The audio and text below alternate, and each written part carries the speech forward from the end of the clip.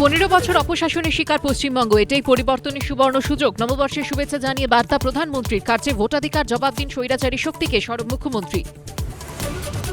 মমতার সময় শেষ, বিজেপির সময় শুরু। বিহারে বিজেপির মুখ্যমন্ত্রী হয়েছেন, এবার বাংলাতেও এ রাজ্যেরই কেউ বিজেপির মুখ্যমন্ত্রী হবেন, হুঙ্কার অমিত শাহের। ভোটের মুখে কয়লা কেলেঙ্কারি তদন্তে সক্রিয় ইডি, নতুন করে প্রায় 160 কোটি টাকা বাজেয়াপ্ত, মোট 482 কোটি টাকার সম্পত্তি সিল। প্রেস বিবৃতি ইডি, রয়েছে অনুপ মাঝির নাম। নজরে মহিলা ভোট, বিজেপির অস্ত্র মাতৃশক্তি ভরসা কার্ড, মহিলাদের মাসে 3000 টাকার প্রতিশ্রুতি দিয়ে কার্ড বিলি। বিধিভঙ্গের অভিযোগ মমতা, নির্মলার বিরুদ্ধে কমিশনে নালিশ কল্যাণের।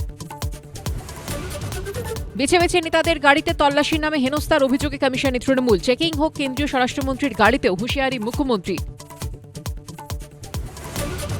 মাথাপিছু আয় পিছোচ্ছে রাজ্য, পরিস্থিতির পরিবর্তনই আসল। নববর্ষে বার্তা রাজ্যপালের, সবচেয়ে বড় ঘরে থেকে আইন শৃঙ্খলা নিয়ে প্রশ্ন, কটাক্ষ মুখ্যমন্ত্রী। আইপ্যাক মাথা গেল এজেন্সি কবজায়, নতুন তরজা শুরু ভোট জবে দরজায়। মোথাবাড়ি হুঁশিয়ারি, ভুরি ভুরি ভাতায়, বলছে সবাই হিসেব নেব 26-এর খাতায়। যুক্তি তক্ক সন্ধ্যে 7টায়।